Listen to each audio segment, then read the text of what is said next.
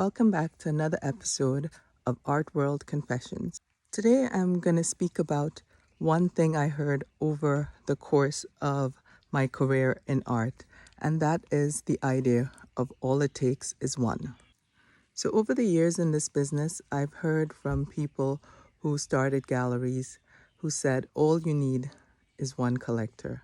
And by that, I think they mean one collector who supports the gallery by buying a lot of work, whether it's from one artist or many of the artists that you represent. Recently, I spoke to a friend of mine who has a gallery in London, and he told me that during these very volatile times, he has one collector that he's known for like 40 years and who still buys a lot of work from him. He also said that this collector brings him a lot of joy because he's the kind of collector who buys a lot of work and he understands the work and he enjoys the work. He doesn't have anyone like an art advisor or a curator of his collection or a team or any of that kind of garbage. He walks into the gallery, he looks at the work, he discusses the work, and he buys.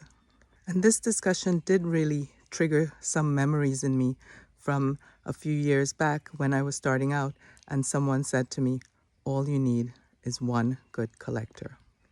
Now, having read the news recently, I mean, one week after the other, one day after the other, you see veteran gallerists like Irving Blum with his LA gallery after 30 years shutting down.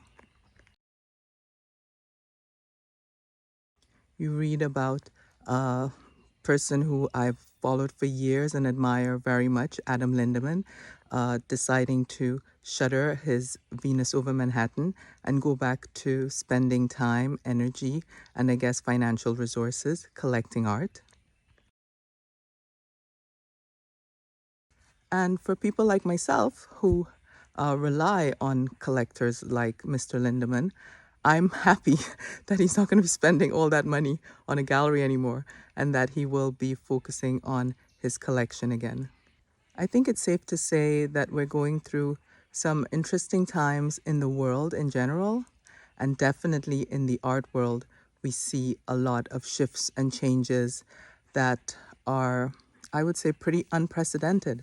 After a period of longevity where we were riding the financial wave, we've had a few dips, and I think there will be some more pivots. We'll see some people falling away, like the smaller mid-level galleries who've been having a hard time, and we'll see if the big ones are going to be able to ride out these changing times. I think it's the Chinese who have a saying, I wish that you live in interesting times, and that's supposed to be some sort of curse or other, and we're definitely living in interesting times, so I take that as a good thing. I've also heard from some of my colleagues that a lot of people are just sort of sitting and waiting to see what will happen. I don't know what this see what will happen means, but I have other colleagues who are still trading among themselves. So, I mean, who really knows what's going to come down the tubes in the next few weeks, months, and even years? But I think it's safe to say that art will continue. When you look back at art history, people remember the artists. They don't really remember who these dealers are, who these people who traded art among themselves are. Sometimes you remember a great collector. You remember like a Peggy Guggenheim who was active in the last 100 years. But if you go back further, I don't know if many people even really think about who these guys are who are buying and selling art. Guys who've had major collections and altered the course of art history. I think there was Kahnweiler. He's probably a memorable guy over the years, but to the general public, they don't know any of these people, and I guess it doesn't really matter. I think what does matter is art as a historical document, is art as some sort of record of the time that we live in, and that is still happening. In some countries where things aren't preserved as much as they have been in the West, where the sands of time have covered up stuff, we don't really have those records, or we still finding out what was done at those times. But I think for now in the West, we still need to somehow figure out the dynamic of making money with artwork. So thank you for joining me for another episode of Art World Confessions.